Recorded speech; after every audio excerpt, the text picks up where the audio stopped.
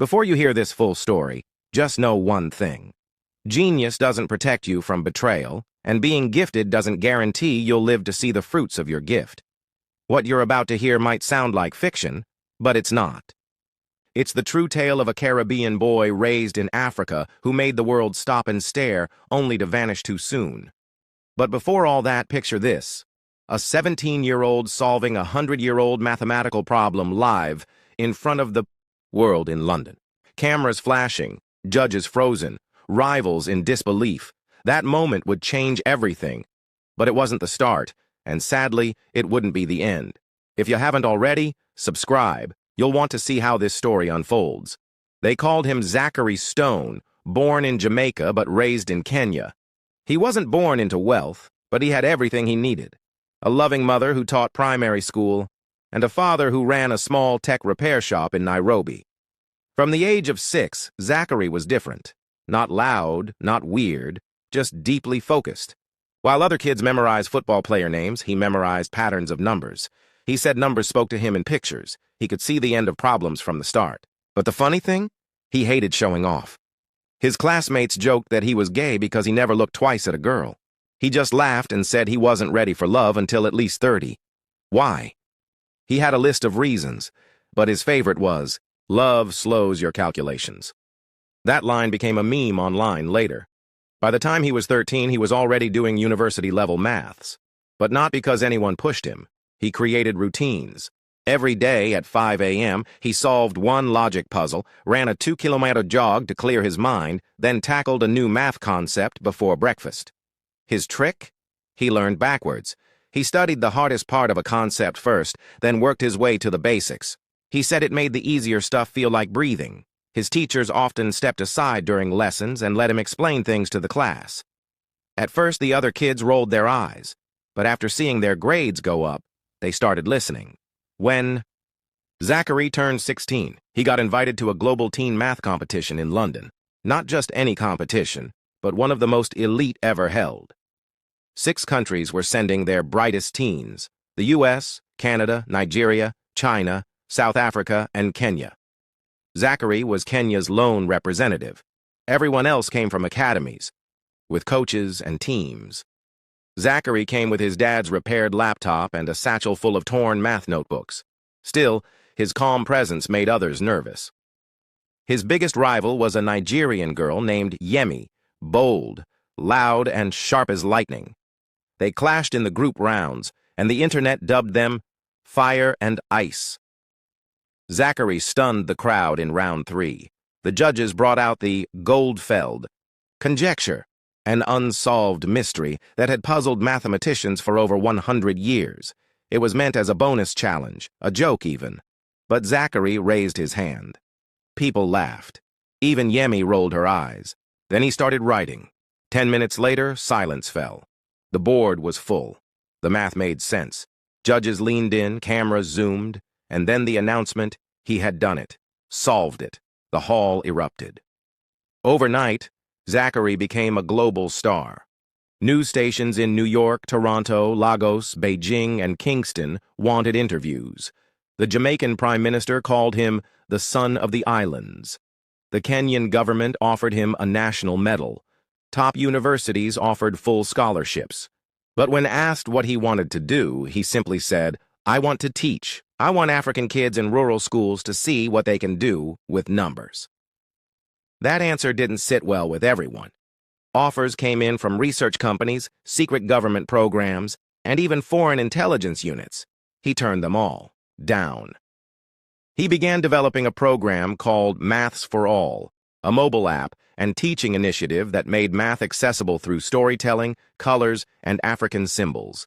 He was days from launching it across 5 countries. Then he collapsed. The middle of an interview in Nairobi, Zachary fell to the ground. Rushed to hospital, he was pronounced dead for 7 minutes. And then, against all odds, he came back. Doctors called it a miracle. Scientists called it impossible. But Zachary, once awake, was quiet. He stared at the ceiling and whispered, "It's gone. They took it." The hospital smelled like sterile chemicals and flowers from people who still hoped. Zachary lay in bed, surrounded by quiet murmurs and flashing cameras outside the ward window. His parents were pale with shock, but Zachary kept whispering, his voice barely a thread. "My formula. The prototype. It's gone." The doctors told him to rest, that he had just suffered a rare neurotoxic shock, likely poisoning. But the authorities found nothing conclusive. A strange chemical, undetectable in regular systems, had passed through his blood like a whisper. Some said it was lab-designed. Others claimed it was a rare allergy reaction. But Zachary's eyes said something else. He knew, and the fear in them wasn't just from almost dying, it was from knowing someone out there had planned this. He tried to act normal in the following days, smiled for interviews, answered questions, even made jokes. But late at night, in the quiet corners of the recovery center, he would scribble equations in the air with his fingers, trying to reconstruct what was lost. The formula he had written before the collapse, the final core of Maths for All, had disappeared from every record. His laptop was wiped clean, his backup files corrupted.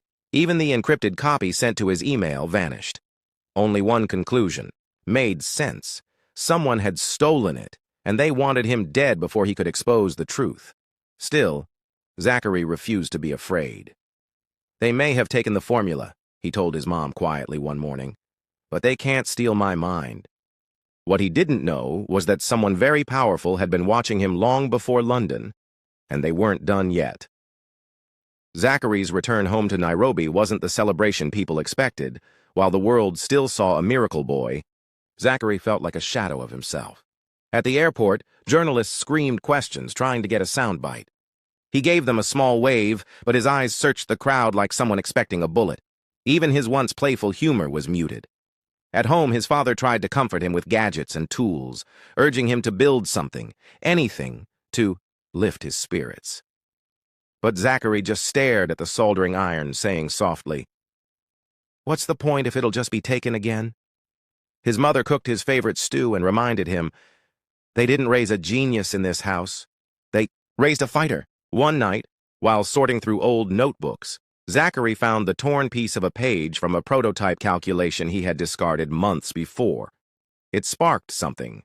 He spent the next 3 nights awake, working by candlelight and laptop glow, trying to reconstruct what he had lost. He drank mango juice non-stop and mumbled to himself like an inventor chasing lightning. "They think they took everything," he muttered, "but they forgot one thing. I still remember the language." He rebuilt a partial version of the program.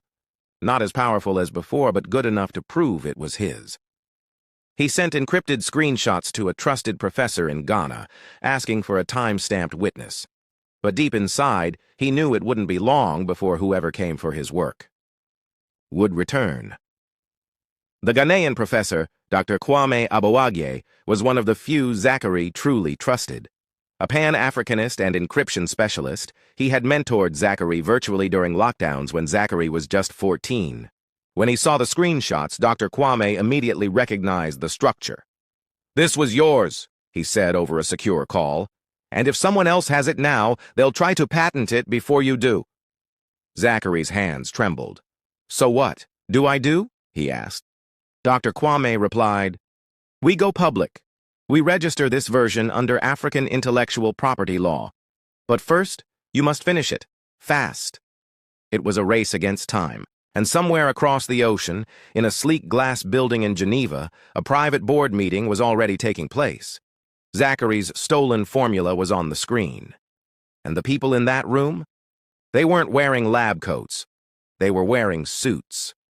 Back in Kenya, Zachary locked himself indoors. He turned off notifications, deleted all social media apps, and worked 12 hours a day. His bedroom looked like a war zone of math symbols, empty food cartons, and diagrams drawn across walls. His mom gently knocked once, holding a hot bowl of soup. "You're not a machine, you know," she said with a sad smile. "Even machines break." He took the soup, nodded, and whispered, "I'll rest after the launch." But deep down, he knew. This wasn't just about math anymore. It was about reclaiming something they had tried to erase. He wasn't fighting for glory now. He was fighting for memory, for respect, and for every kid from Kingston to Kisumu who thought the world had no place for their brilliance. The day Zachary launched the partial rebuild of Maths for All was quiet but powerful. No big press conference, no giant sponsor banners, just a pre-recorded video on YouTube titled What They Tried to Erase. In the video, he stood in front of a chalkboard in a dusty rural classroom, wearing a simple shirt and speaking straight to the camera.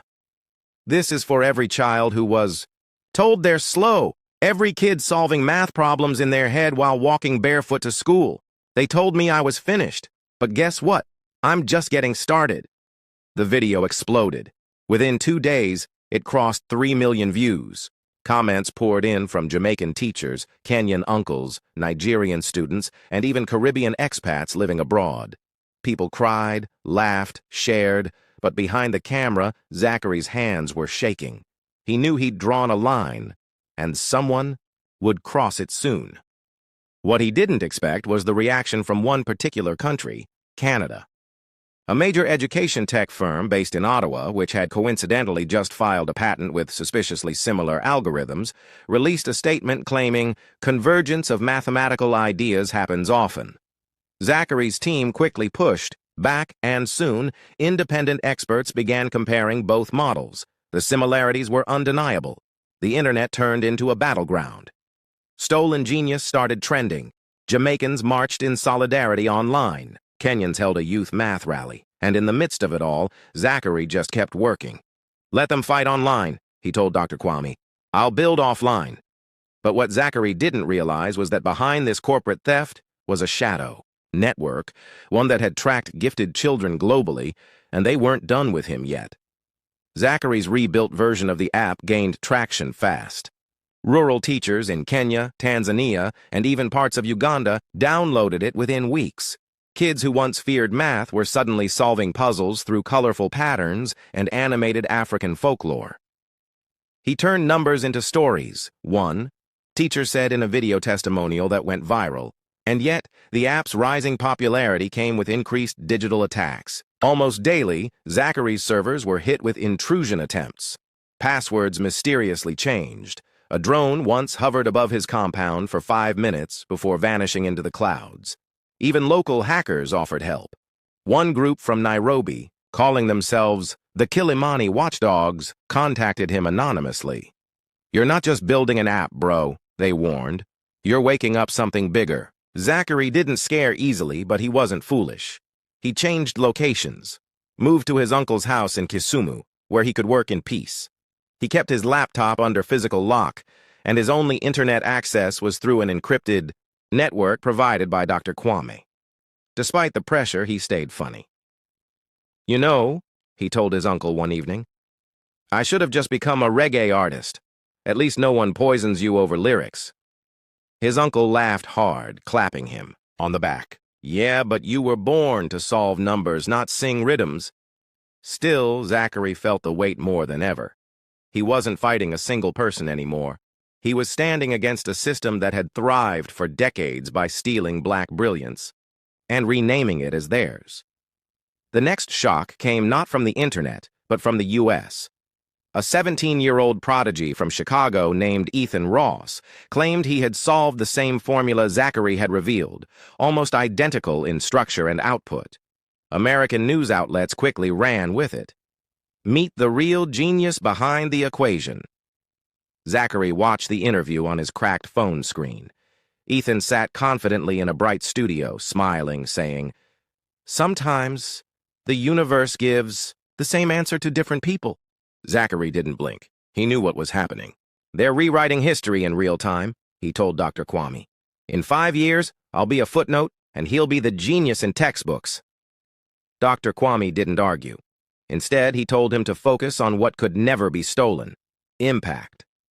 Zachary responded by launching live virtual lessons, free and public, using only chalk and a blackboard.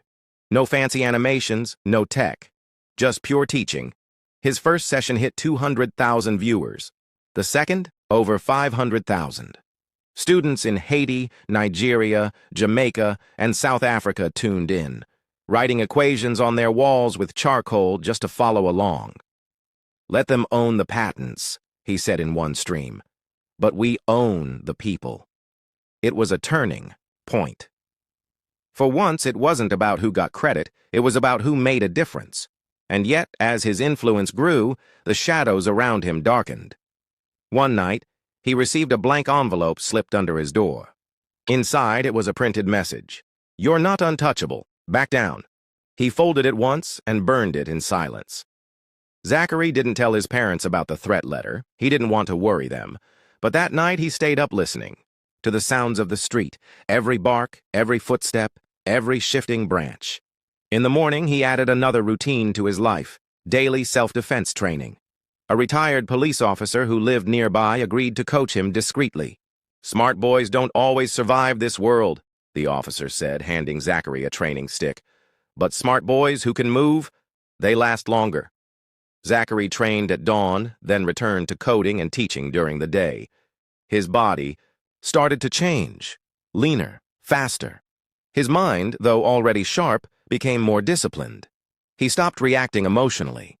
He started thinking like someone under surveillance. He also began mentoring 3 young students from different parts of Africa. Chipo from Zimbabwe, a girl who could solve puzzles faster than most adults. Musa from Tanzania, who had created a math game using bottle caps. And Tunde from Nigeria, who reminded Zachary of himself. Quiet, but deadly with numbers. They met weekly over secure calls. Zachary wasn't just teaching math anymore. He was building a legacy. "If they take me," he once told them with a grin, "you 3 are plan B, C, and D." The kids laughed, but behind their laughter was a growing sense of mission. The world didn't just need Zachary Stone, it needed what he had started. But time was running out, and even Zachary felt it. His nose started bleeding more often. His hands trembled after long hours. Something was off, but he kept pushing. Always pushing. The medical tests came back vague, which worried Zachary even more.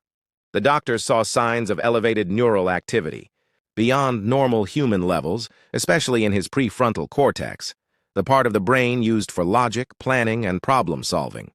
One neurologist from Nairobi whispered to another, "It's like his brain is running ahead of his body's limits." Zachary overheard. He didn't flinch. He simply asked, "Can I still teach?" The doctor looked down. The symptoms got worse during a live stream. While solving a problem involving fluid dynamics, he paused, gripped the table, and nearly collapsed on camera. His viewers gasped, thinking it was a joke. But when he returned moments later, pale and breathless, he just smiled and said, "Sorry, the numbers were spinning a little too fast today." That line became viral instantly, turned into t-shirts, memes, even a song. But behind the humor, Zachary knew he was running out of time. Dr. Kwame suggested slowing down, even pausing the project entirely, but Zachary refused. "Every day I teach. Someone out there sees they're not stupid. I can't stop that." He increased his hours, slept less, ate whatever he could grab between lessons. He didn't want to just pass knowledge. He wanted to flood the continent with it before the silence came. Despite his body growing weaker, Zachary's influence reached heights no one could have predicted. A university in Barbados invited him to give a keynote via hologram. A tech nonprofit in Trinidad began integrating his app into their rural education model. Even schools in the Bronx, New York, started using his teaching clips to inspire underserved black students. One Jamaican grandmother posted a video crying, saying, "I wish dis boy existed when me was in school. Me woulda loved maths." The global love was overwhelming, but with it came pressure. Anonymous emails accused him of being used by African governments for soft power. Conspiracy theories popped up. One article falsely claimed he had been groomed by a secret math cult. Zachary laughed it off at first. But then his father's shop was broken into, and only the drawer containing Zachary's old journals was touched. That was the last straw. Zachary called an emergency meeting with Dr. Kwame, his mentees, and a few trusted allies. "I need to go quiet for a while," he said. "Too many eyes, too many hands reaching." He made plans to transfer full control of the Maths for All system to a decentralized network, one that couldn't be bought, hacked, or buried. He gave final video messages to each of the 3 mentees, appointing them as regional heads.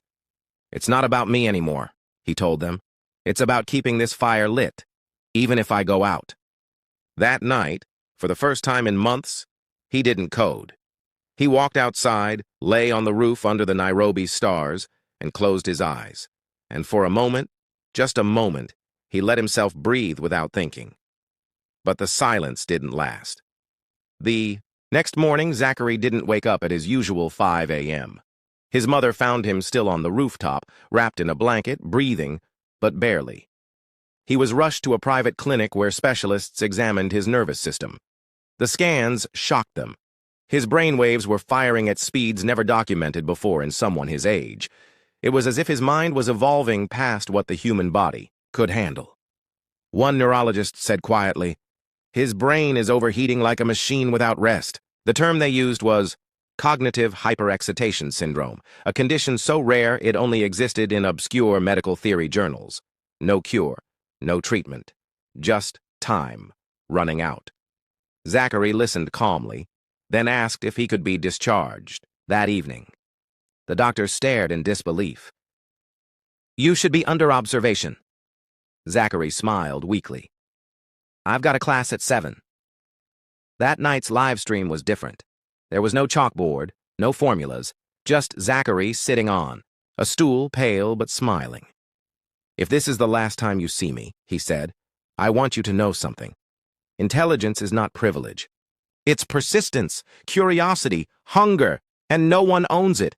Not corporations, not countries, not your report cards. It's yours. It's inside you." Thousands watched in silence. Some cried. Others took notes like it was their last lecture. He ended the stream by holding up one finger. "Pass it on," he whispered. Then he logged off. That video would go on to be played at youth conferences, TED-style events, and classrooms from Lagos to Port-au-Prince. But no one knew that after logging off, Zachary fell unconscious and had to be rushed to a neuro lab in Accra. His time was truly running thin. Zachary's arrival at the Accra Neuro Lab was kept secret. Only Dr. Kwame, 2 trusted physicians, and 1 security officer knew he was there. The doctors placed him in a low-stimulation room, the walls padded to reduce light, sound, and sensory overload. "His brain is like a supercomputer left running too long," one neurologist said, "and the body is struggling to keep up." They administered light sedatives, hoping to slow the neural overactivity. For 2 days, Zachary drifted in and out of sleep, muttering equations in his dreams. At one point, he mumbled, "Don't let them own the next generation."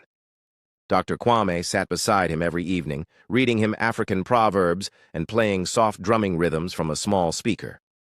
"If the drum speaks too fast," he whispered, "once, even the dancer will collapse." During one brief window of clarity, Zachary asked for his laptop. He could barely hold it, but he insisted. His fingers shook, but he typed a few lines of code, something that would lock all the source files of Maths for All into a timed release, distributing the ownership to 50 independent young African coders he'd quietly been recruiting over the past 6 months. "No one person should own this," he whispered, "especially not me." Then he passed out again. That same night, Dr. Kwame received an encrypted email from an unknown address. It contained Zachary's name and a warning. "Let him rest, or he won't." The message disappeared seconds after reading. Kwame didn't reply. He just turned to the boy resting on the bed and said, "You've already done more than enough, my son." As Zachary lay unconscious, the world outside began to change because of him. A school in the hills of St. Lucia painted an entire wall with equations and quotes from his lectures. In Ghana, a group of teenagers started a street learning program they called the Stone Project, teaching kids how to do mental math under trees. Jamaican newspapers ran a headline, "Our Sun, Our Mind, Our Mission." But at the same time, quiet battles raged in high places. Corporations who had once tried to buy Zachary's formula now began discreet legal moves to discredit it. They cited unstable mental health, dangerous claims, and data unreliability, but it didn't work. People had already seen the impact. They had learned to think for themselves. Zachary had sparked something bigger than math. He'd sparked belief. Back in the lab, Zachary opened his eyes for the first time in 2 days. He was thinner now, his voice hoarse. Dr. Kwame leaned close. "You're safe," he said. Zachary blinked slowly. Did they get the update? Kwame nodded. Yes, it's done. You did it. A weak smile crossed Zachary's face. Then he asked for one final favor. Take me home. Not Kenya, Jamaica. Within 48 hours, they arranged a private flight. When the plane landed in Kingston, the Caribbean breeze touched his face like a long-lost friend. His grandmother wept as he was wheeled into her old wooden house. Me knew ya would come back, she whispered, kissing his forehead. Zachary looked at her, eyes full of peace, and said, I wanted to end where I began. Zachary spent his final days in Jamaica in quiet reflection. His grandmother's yard became his sanctuary, a small, breeze-swept space filled with hummingbirds, mango trees, and the distant laughter of children. He sat outside every evening, wrapped in a shawl, watching the sun melt into the sea. Local.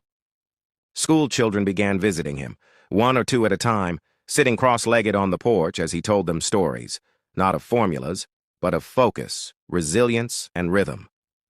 The mind is like drumming, he told one boy. If you rush it, you lose the beat.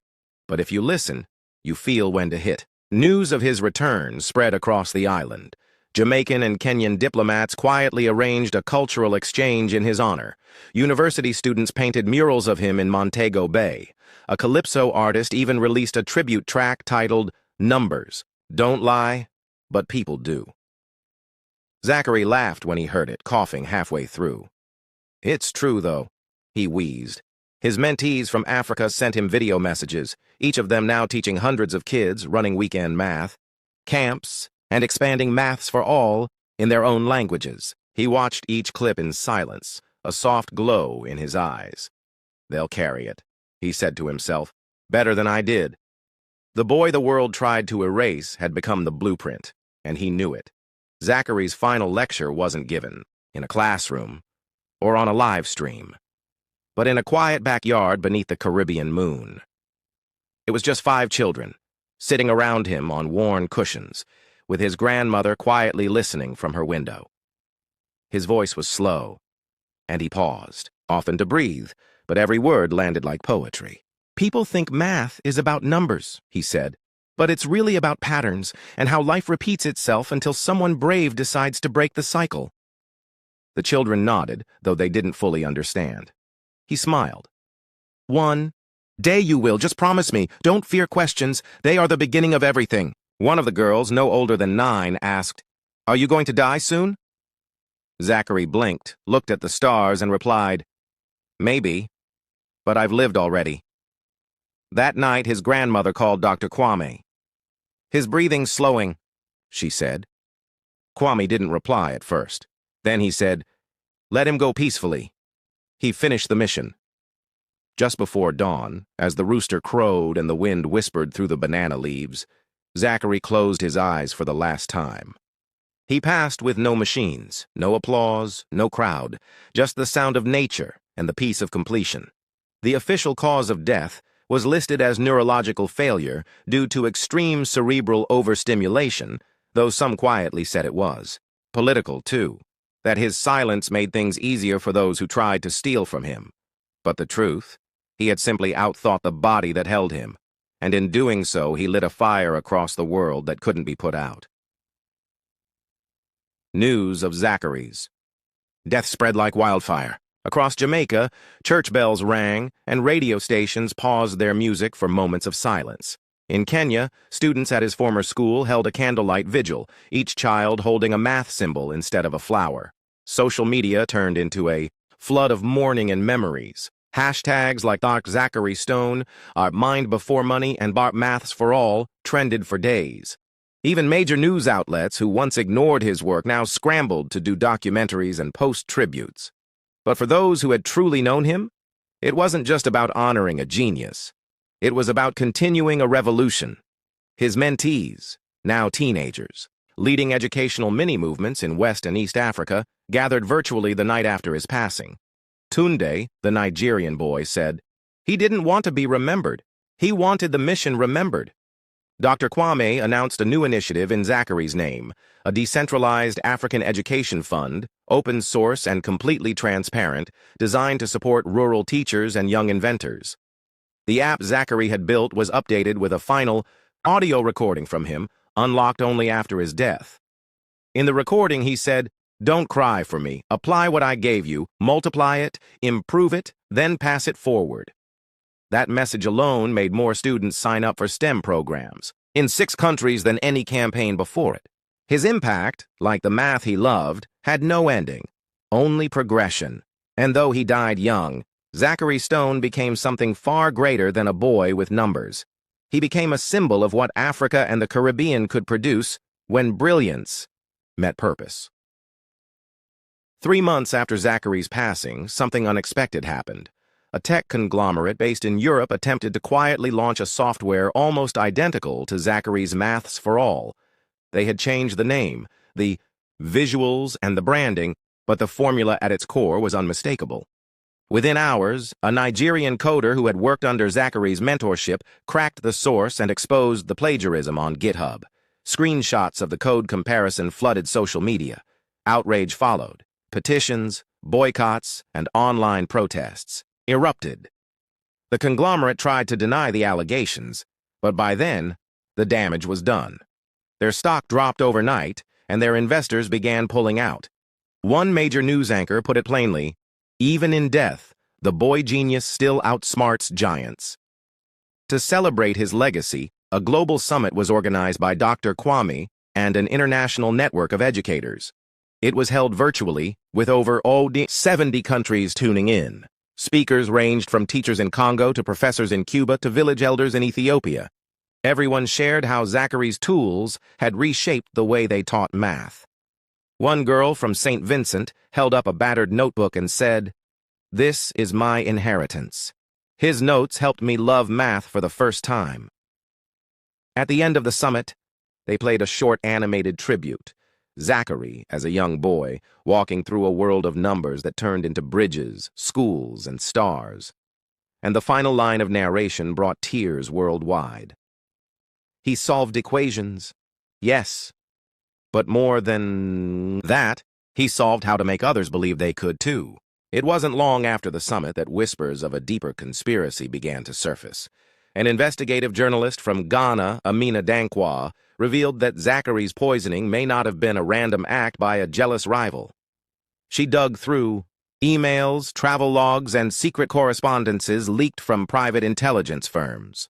Her documentary, titled 7 Minutes Too Long, aired quietly on an independent platform, but went viral within hours. It pointed to a possibility that Zachary had been watched for over a year by organizations threatened by the idea of open, free, globally accessible education.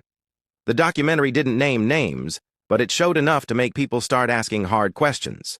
Why had major academic boards rejected his global partnership offer just months before his death? Why did several governments try to recruit him instead of support his dream? A clip from the documentary stood out to many. Zachary, in a quiet moment, laughing with a child in a dusty Kenyan classroom. Amina's voice narrated, "He wanted math to be the bridge, not the barrier, but too many saw his gift as a threat, not a blessing." More people began coming forward, old professors, childhood friends, even the Canadian boy from the competition. Each shared their own moments of awe and guilt. They had known he was special. They just didn't realize how fragile brilliance could be when left unprotected. Across platforms, the conversation shifted. No longer was it just about Zachary's death. It was about protecting the next Zachary before another light was lost too soon. Months turned into a year, and Zachary's absence was still felt around the world like a pause in a symphony that never resumed. Yet, in a small sun-baked school in rural Tanzania, something extraordinary was happening. A group of young students had taken Zachary's teachings, and without any internet or high-end gadgets, built their own version of his math tablet using recycled materials and donated calculators. They called it Z-Mind. A video of their invention reached social media, and within days the story made headlines. Journalists called it proof that Zachary's dream is alive. Even in places where electricity was scarce, the fire he lit continued to burn. One of the girls in the video, with chalk on her face and a bright red headband, said proudly, "He made us believe we were not too poor to be brilliant." In Jamaica, his hometown finally honored him properly. The school he once attended was renamed Zachary Bennett Institute of Logical Arts. His old classroom was turned into a math museum filled with his notes, scribbled ideas, and even his first broken calculator. Tourists visited in numbers. Kids took pictures beside his life-sized statue at the school gate. His mother, now quiet with age, often stood by the classroom window and watched the children learn. She didn't speak much, but when she did, it was always the same words. He said numbers were a language. Now the world is finally speaking it. Though she had lost her only child, the world had gained a teacher who never really left. A surprising twist came when an independent neuroscientist from Trinidad published a groundbreaking paper titled "The Cost of Genius." The research suggested that Zachary's death might not have been purely from poisoning. According to her, Zachary's brain showed signs of hyperactivity far beyond average human thresholds, an extreme condition where the brain's neurons fired so fast and frequently that it began damaging his body's internal systems. His heart, lungs, and immune system had been overworked trying to keep up. She called it cognitive overload syndrome, a rare, undocumented condition that may affect a handful of people born with unusually high mental abilities. Though still debated in scientific circles, her theory gave people a new perspective. Maybe Zachary wasn't just murdered. Maybe he was burning out from the weight of a mind too big for one body to handle. The theory sparked documentaries, podcasts, and animated explainers across social media. People compared him to stars that shone too brightly and too fast. Hashtags like "burned by brilliance" and "Zachary effect" trended. Schools began holding seminars on mental health for gifted students. One teacher from Botswana said, "We learned to celebrate our smartest, but we also learned to protect them." Zachary's death, once just a tragedy, now served as a cautionary tale, a reminder that even brilliance needs boundaries, and even heroes need rest. The same boy who once joked he wouldn't fall in love till 30 had unknowingly raced against time all along. A year after his final passing, a sealed envelope arrived at the home of a retired Kenyan teacher named Mr. Kamani. It had no return address, just Zachary's initials written in blue ink. Inside was a USB drive and a handwritten note that read, "If they erase me, let the children remember me through this." Mr. Kamani, now in his 70s, plugged the USB into his old laptop, and what he saw made him weep. It was a full visual guide, animated and voice-narrated by Zachary himself, breaking down his most advanced mathematical formula in a way even a 9-year-old could understand. The video began with Zachary smiling in a hoodie and saying, "Don't worry, this won't be boring, I promise." His voice was calm, warm, and still full of the magic that once stopped an entire hall in London. The video went viral within days. Schools from rural Uganda to inner-city Chicago began using it as part of their math curriculum. Tech companies offered to develop a mobile app based on it. A university in Ghana suggested making it free and open source. But Mr. Kamani refused to sell it. He insisted it remain Zachary's gift to the world, untouched by corporate hands. He wanted the poorest child to have the same access as a millionaire's son, he told the press. And so, the Zachary method became a global movement, not just about mathematics, but about purpose, equality, and using brilliance to lift others. Even in death, Zachary was still teaching, still giving, still rewriting what it meant to leave a legacy. Despite the global success of the Zachary method, rumors began to swirl in certain corners of the internet. A few conspiracy theorists claimed Zachary never truly died, that he faked his death to escape the pressures of fame, or that he had been hidden by a secret organization to protect his knowledge.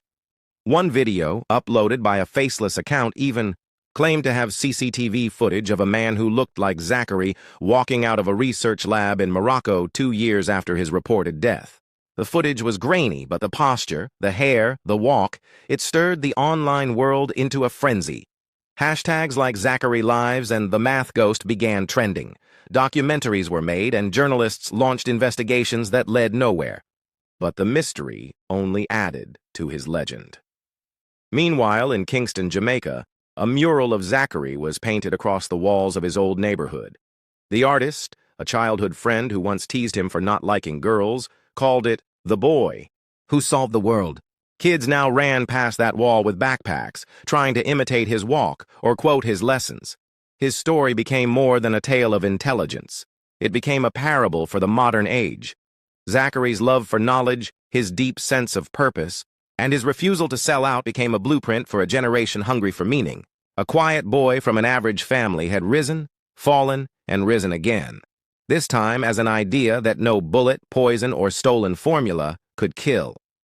As years passed, his former competitors also began to share their stories. Amara, the Nigerian prodigy who once called him the turtle genius because of his calm nature, revealed in an interview that she had resented him deeply during the competition. But after his death, she confessed, she went through all his recorded teachings and realized he wasn't just brilliant, he was kind. Zach made math feel like music, she said with tears in her eyes, and I was too busy trying to beat him to see that. Her words resonated with young scholars worldwide, showing that even among rivals, respect can be born from truth. She later launched her own African math initiative in his honor, calling it the Quiet Math Movement. Meanwhile, in Canada, Ethan, the sarcastic teen who once joked that Zachary was probably an alien, confessed in a TEDx talk that Zachary had helped him secretly during a panic attack backstage before the final round. He could have let me choke, Ethan said, voice shaking. But he sat beside me, whispered something about breathing like waves, and smiled. That boy saved me. One by one, stories emerged, not of competitions, but of character. Not of rivalry, but of real connection. The more people learned about Zachary, the more they saw he wasn't just a genius. He was a light, one that kept flickering in people's hearts long after he was gone. In the dusty village schools of Kenya, where Zachary once taught, his presence still lingered. Some children, too young to ever meet him, spoke of seeing a smiling boy in glasses who helped them understand their sums better. The elders called it imagination, but others swore something divine was in the air. One young girl, barely 10, won a regional competition using a method she said came to her in a dream, step by step, exactly how Zachary once taught it. The local chief invited scientists to examine the school, believing maybe it held something spiritual. But what they found instead were dozens of notebooks left behind by Zachary, filled not just with formulas, but drawings, jokes, encouragements written to kids he hadn't even met yet. He had planned for the future even in silence. Meanwhile, his younger cousin in Jamaica discovered a locked drawer in Zachary's childhood room. Inside was a dusty flash drive marked only with the initials ZMV. When plugged in, it revealed a series of private video logs Zachary had recorded in the months before his poisoning. In them, he spoke about his fears, his faith, and his frustration with how the world handled genius. He laughed at himself, too, especially in one clip where he confessed again, "I'm not gay. I just don't want to fall in love and lose focus. Love is a storm, and I need silence to think." He then looked directly into the camera, smiled, and whispered, "If you're watching this, I hope I made you proud." The videos quickly went viral after his cousin posted one on social media, with the caption, "The world needs to see who he really was." Within hours, major news outlets picked up the story. Celebrities tweeted about him, professors quoted him, and students from Brazil to Bangladesh stitched his words into classroom posters. What touched people the most wasn't just his intelligence. It was his raw honesty, his humble laughter, and the way he spoke like a big brother, not a celebrity. In one video, he said, "You don't need to be the best, you just need to stay curious. Curiosity will drag you past fear." Those words became a global challenge, trending under the hashtag, Stay Curious. His unfinished initiative, Maths for All, saw new life. But while the world celebrated, a quiet unease remained. In a private conference in Geneva, world leaders met to review confidential intelligence about Zachary's brain scans and the circumstances of his brief return to life. A respected neuroscientist presented shocking data. His brain had operated at an impossible frequency in his final months. The activity was so intense, it had likely triggered a biological cascade, burning through his body like a battery on overcharge. Others suggested it wasn't biological at all, but geopolitical. When knowledge like that is unchained, one diplomat warned, it scares people in power, and scared people do dangerous things. Whatever the truth, his story became something more than history. It became legend. And in every dusty classroom where a child struggled with numbers, someone somewhere whispered, "Remember Zach? He made math feel like magic." In the months that followed, the initiative Zachary dreamed of grew faster than anyone imagined. With the funds pouring in and volunteers multiplying, makeshift classrooms were transformed into vibrant learning hubs. Murals of him solving equations with a smile appeared on walls from Nairobi to Kingston. Children in remote villages now had access to tablets loaded with his techniques, simple, engaging, and delivered in his voice. "No fear," he would say in the lessons. "Math is just a language, and you already speak a few." Parents who once feared schooling now sat beside their kids, watching lessons under mango trees, moved by a boy who had made the subject feel like a friend instead of a punishment. Yet even with all the progress, shadows lingered. In an exclusive interview months later, Zachary's uncle broke his silence. He revealed that in the last few weeks before Zach's death, the teen had confided strange experiences, intense migraines, occasional blackouts, and dreams that felt too real. "He told me he could see numbers floating, forming shapes around people," his uncle said, "and that sometimes he just knew things, like they were being uploaded into him." Scientists dismissed it as hallucinations from overwork, but others believed it pointed to something deeper, perhaps even a level of cognitive evolution no human had reached before. Conspiracies reignited online. Did he tap into something forbidden? Did someone decide the world wasn't ready? No one could say for sure. But the boy who once sat alone solving riddles under the stars had, without meaning to, cracked open questions bigger than numbers. Questions about life, purpose, and what one brain could do if it dared to chase truth, no matter the cost. Even after his death, Zachary's influence only grew. Universities around the world adopted his teaching models, renaming their gifted programs after him. In Jamaica, a National Math Day was declared on his birthday. In Kenya, rural schools continued to broadcast his pre-recorded lessons like sacred sermons, complete with chants the children made up themselves. "Zach taught me, so I can teach too." Yet the mystery surrounding his final days wouldn't rest. Months after his burial, a whistleblower claiming to work for a European biotech firm contacted a Nairobi journalist anonymously.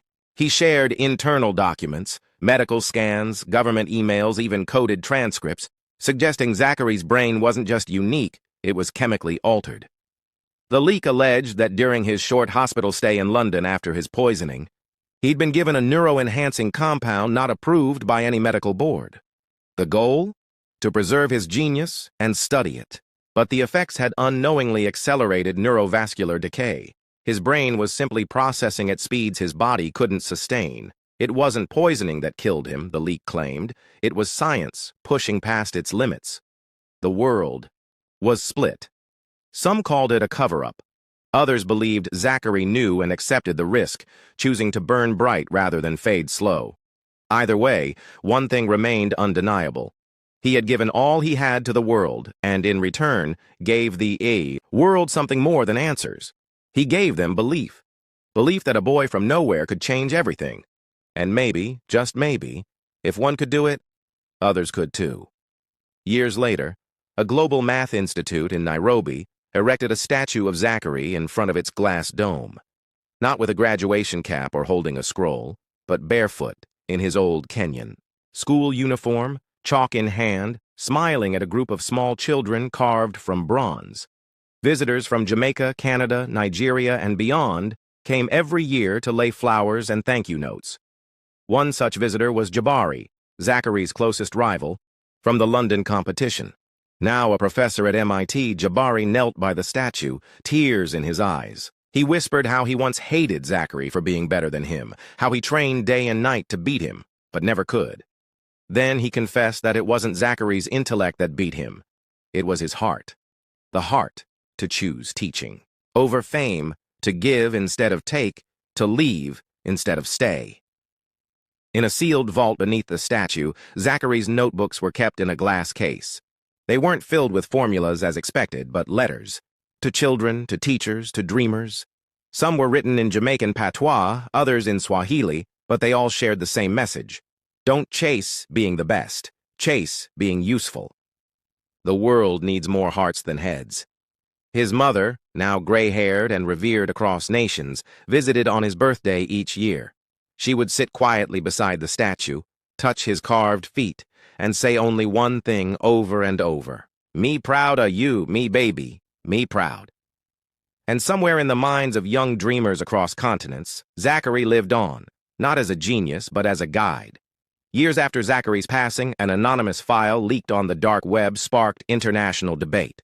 The file contained voice recordings, medical reports, and classified memos revealing that Zachary's accelerated brain activity may have caused the shutdown of several bodily systems over time.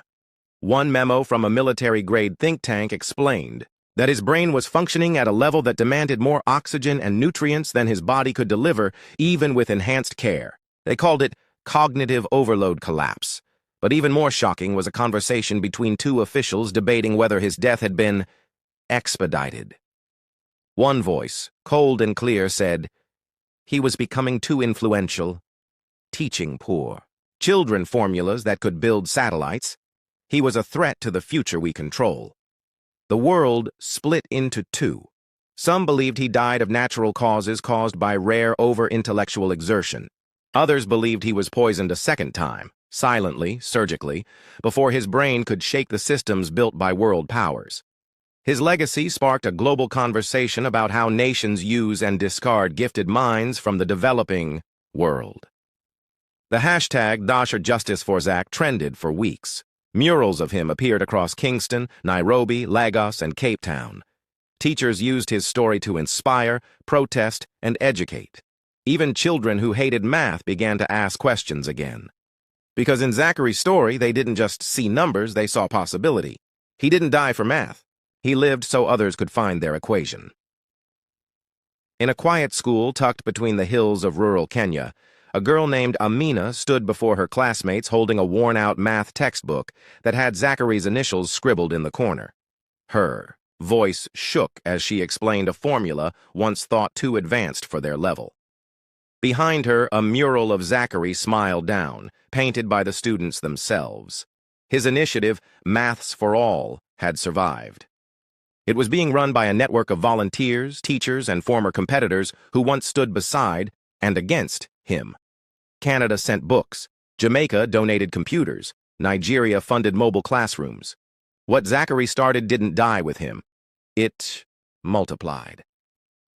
His funeral had no gold caskets or political speeches. Just a worn-out chalkboard at the back of the church with the words, "Find your formula." It became a mantra in classrooms across continents. Netflix made a documentary. Teachers began morning chants of Zachary's routines. 10 minutes of silence, 5 of breathwork, then focused learning. And students, no matter how far from London or Kingston or Nairobi, began to believe that they too could be more. Zachary didn't need to live long to change the world. He only needed to be brave, focused, and willing to return when he could have escaped.